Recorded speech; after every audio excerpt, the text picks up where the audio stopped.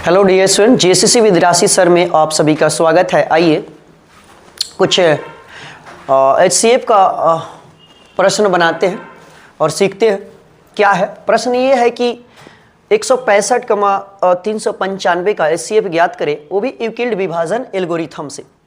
चलिए, बहुत बढ़िया सवाल है, करते हैं हल। एल्गोरिथम के लिए आपको भाग पहले से आता है और भाग पहले कीजिए और सजाइए। एल्गोरिथम का नियम क्या कहता है? पहले तो ये जो दिया है 165 और कमा क्या है 395 का हमको क्या निकालना है? एचसीएफ। तो एचसीएफ के लिए एल्गोरिथम पहले लगाएंगे। एल्गोरिथम के अनुसार ये होता है भाज्य बराबर भाजक गुना भागफल प्लस शेषफल। अब आपको करना क्या है? तो 395 है, आपको भाग देना है, बड़ा जो अंक होगा उसमें छोटे वाले से भाग देना है 165 से। चलिए भाग देते हैं। ये दो मर्तबे सोचिए, 16 दूना 32, क्योंकि 220 के 320 25 के करीब आएगा। तो देखिए दो मर्तबे सोचिए। 2 से अगर हम सोच रहे हैं तो 2 पचे 10 के 0 हाथ में 1 और 16 दूनी 32 और 1 33, यानी 330 आया। अब इससे माइनस कीजिए तो ये हो जाएगा 5 और ये हो जाएगा 6 और ये कट जाएगा 65 हुआ। अब क्या करना है कि ये शेषफल हमेशा ध्यान रखिएगा कि शेषफल जब भी यहाँ आए, ये जो आप जिससे भाग दे रहे हैं ये भाजक से क्या होना चाहिए? भाजक से छोटा होना चाहिए। जब छोटा हो जाए तो आप अब इसको लिखिए, 165 को अंदर लिखिए और 65 से भाग दीजिए। अब इसे सोचिए, क्या 2 मर्तबे लग जाएगा? 2 मर्तबे 5 दूनी 10 के 0 हाथ में 1, 6 दूना 12 1 13। चलिए 2 मर्तबे लग गया। ये 5 से 5 आ जाएगा और यहाँ आ जाएगा 3 और ये कट जाएगा। फिर देखिए ये छोटा हो गया। अब इसको 65 को यहाँ लिखिए और ये 35 दूना 70 ज़्यादा 1 मर्तबे सोचिए, तो ये 35, ये आपका आ जाएगा 0 और ये आ जाएगा आपका 6 में से 3 घटेगा 3। चलिए 30 आ गया। फिर 35 में भाग दीजिए, 30 से कम 30, यहाँ से आपका 5 आ गया। फिर 30 को अंदर कीजिए, भाग दीजिए, तो ये आ जाएगा 5 36, यानी ये 6 मर्तबे कट गया। अब इसको यहाँ सजाना है, ध्यान रखना है। अंदर जो रहते हैं इसको बोलते हैं भाज्य। तो भाज्य आपका कितना है? तो भाज्य है 395 बराबर आप जिससे भाग दे रहे हैं उसको बोलते हैं भाजक। तो यहाँ लिखेंगे 165 भाजक गुना भागफल आपका कितना है? तो इस साइड जो रहता है इसको भागफल बोलते हैं, तो भागफल 2 हो गया प्लस शेषफल। इसका शेषफल जो है ये है 65, तो आप यहाँ 65 लिखेंगे। चलिए हमने लिख दिया। अब दूसरा क्या है? अब यहाँ जो अंदर है इसको बोलते हैं हम लोग भाज्य। तो भाज्य के सामने क्या लिखेंगे? 165 लिखते हैं बराबर भाजक आपका कितना है? तो 165 में आपने किससे भाग दिया? 65 से, तो ये आपका भाजक हुआ ना, तो 65 भाजक हो गया गुना भागफल, इसका भागफल ये है 2 और प्लस शेषफल। तो इसका शेषफल क्या है? तो ये वाला इसका शेषफल हो, तो 35 आप यहाँ लिखेंगे। फिर उसके बाद में अब इसे सोचिए, तो ये आपका भाजक हुआ, तो 65 आपका भाजक हुआ और सॉरी भाज्य 65 हुआ। भाजक आपका कितना है? तो भाजक 35 है, 35 गुना इसका भागफल किधर है? तो इसका भागफल 1 है प्लस शेषफल इसका कितना है? तो इसका शेषफल आपका 30 है, तो यहाँ 30 लिखेंगे।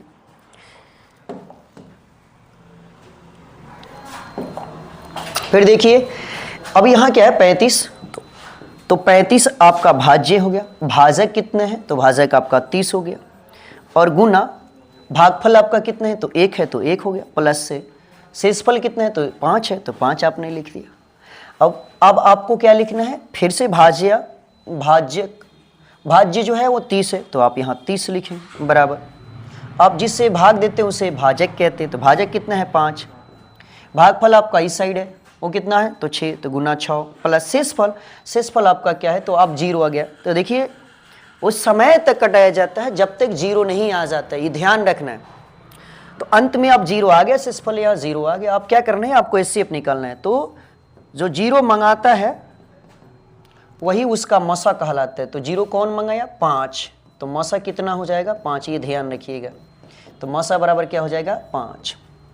तो यहाँ मसा इसका 5 हो गया, यही आपका क्या हो जाएगा? आंसर हो गया। मसा को ही अंग्रेजी में एचसीएफ कहते हैं, आप कन्फ्यूजन में नहीं होइएगा। चलिए, तो ये आपका एक सवाल था एचसीएफ से। आइए देखते हैं अगला सवाल क्या है। यहाँ एक सवाल है 96 और 404 का आपको मसा एवं लसा ज्ञात करना है। चलिए इसको आप चाहे तो भाग विधि से भी बना सकते हैं, आप चाहे तो गुणनखंडन विधि से भी बना सकते हैं। यहाँ चलिए आपको बनाते हैं गुणनखंडन विधि से।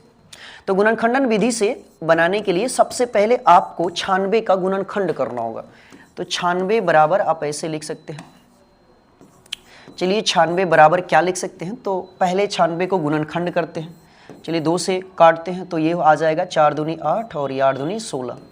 फिर 2 से कट जाएगा 2 दूनी 4, 4 दूनी 8। फिर 2 से कट जाएगा 12 दूनी 24, 2 से कट जाएगा 6 मरतबे, 2 से कट जाएगा 3 मरतबे।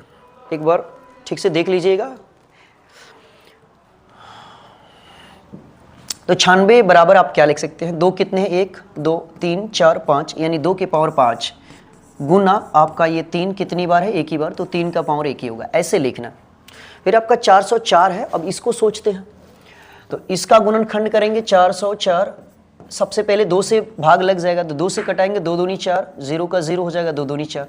फिर 2 से कटाएंगे तो 2 1 कम 2 और 0 का 0 हो जाएगा 2 1 कम 2, यानी 101। अब ये आभासी हो गया, तो अब इसके लिए क्या लिख सकते हैं, तो हम लोग 404 के बदले क्या लिख सकते हैं, तो इसके लिए हम लोग लिख सकते हैं 2 का स्क्वायर और गुना क्या लिख सकते हैं 101,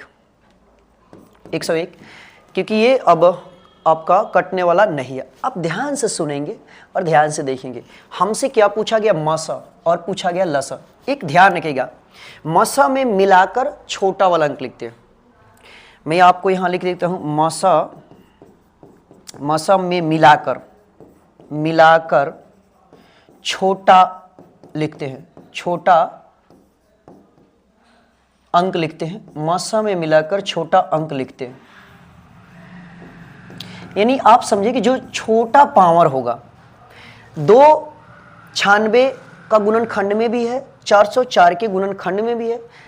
इसका पावर 5 है, इसका पावर 2 है। आप समझ रहे होंगे कि इस दोनों में छोटा कौन है, तो छोटा कौन है, तो 2 का स्क्वायर छोटा है। तो HCF बराबर क्या हो जाएगा, तो 2 हो जाएगा। अब ना 3 आपका नहीं मिल रहा है, 101 भी नहीं मिल रहा है, तो ये आप मसा नहीं होगा। ध्यान से सुनिए, मसा में मिलाकर छोटा वाला लिखते हैं, तो आपका HCF कितना हो जाएगा, 2, यही आंसर हो जाएगा। अब एक और है प्रश्न अपना, यहां से पूछा जाए लसा। तो लसा क्या है, तो लसा ज्ञात करने के लिए यानी LCM ज्ञात करने के लिए हम क्या करेंगे, तो लसा बराबर हो जाएगा, देखिए जो मसा में मिलाकर और लसा में लसार दीजिए। लसारने का मतलब ये हुआ कि जो मिल रहा है उसका पावर में बड़ा, ध्यान से सुनिए, जो मिल रहा है उसका पावर में बड़ा, तो मसा में मिलाकर लसा में लसार कर। तो लसारते वक्त में आपको छोटा वाला को नहीं लसारना है, बड़े वाले को लसार देना है, यानी 2 के पावर 5 हो गया गुना। अब जो बच गया सबको लसारिए, ये 3 है, चलिए 3 मैंने लिख दिया, गुना ये 101 है, मैंने 101 लिख दिया। अब आप इसकी गुना कर लीजिएगा, आपका आंसर हो जाएगा। चलिए 2 का पावर 5 है, तो 2 दूनी 4 दूनी 8 दूनी 16 दूना 32, यानी 32 हो जाएगा। और 32 में आपको गुना करना है 3 से, फिर गुना करना है 101 से। चलिए गुना करते हैं। जब आप 3 से गुना करेंगे इसमें, तो 3 एकम 3 यानी 303 हो जाएगा।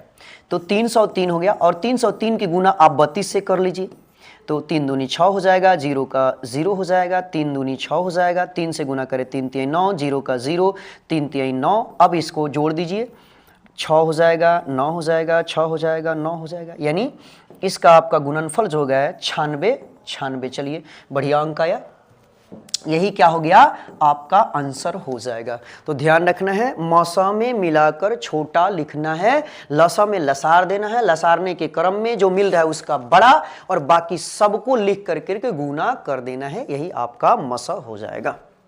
चलिए आगे का सवाल देखते हैं, आगे क्या लिखा हुआ। आगे लिखा हुआ है 2 संख्याओं का गुणनफल 4107 है, यदि उनका मसा दिया हुआ, ध्यान से सुनिए, उनका मसा दिया हुआ है यानी 37 है, तो आपको क्या निकालना है, लसा ज्ञात करना है। बढ़िया सवाल है, चलिए इसे हल करते हैं। क्या दिया हुआ है, तो हल यहां दे रखा है, क्या दे रखा है, तो आपका 2 संख्याओं का गुणनफल, ध्यान से सुनिएगा, 2 संख्याओं का गुणनफल, तो दो संख्याओं का गुणनफल बराबर क्या दे रखा है, तो ये दे रखा है 4107। दो संख्याओं का गुणनफल 4107 दिया हो तो आप जानते हैं कि पहली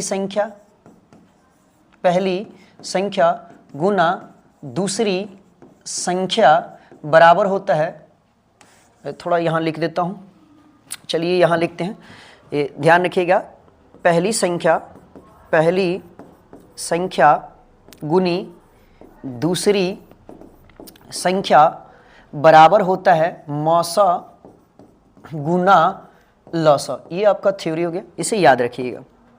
चलिए दो संख्याओं का गुणनफल है बराबर है 4107, तो ये पहली संख्या यानी इधर में आपका क्या होगा लसा और गुना क्या हो जाएगा मौसा, बराबर क्या है 4107। अब लसा तो आपको ज्ञात करना है, मसा दिया हुआ है तो लसा लिखिए, लसा गुना मसा आपका कितना दिया है 37, तो 37 लिख दीजिए, बराबर 4107 लिखिए। अब क्या हो जाएगा लसा बराबर क्या हो जाएगा, तो लसा बराबर हो जाएगा 4107 बट्टा कितना, देखिए गुना में 37 है तो इधर जाएगा तो बट्टा बनेगा तो 37 होगा। अब क्या करना है आपको, इसको भाग दे देना है। चलिए भाग देते हैं, 4107 है, आपको 37 से भाग देना है। पहले सोचते हैं कितना मर्तबे, तो एक मर्तबे सोचते हैं क्योंकि ये 41 होगा तो 37 से थोड़ा बड़ा है, तो एक मर्तबे सोचते हैं, तो ये क्यों हुआ 37, एक दाही 11, 11 में से 7 घटेगा तो 4, 7 4 11, ये कट जाएगा, फिर 0 आएगा, फिर एक मर्तबे सोचते हैं तो ये 37 हो जाएगा।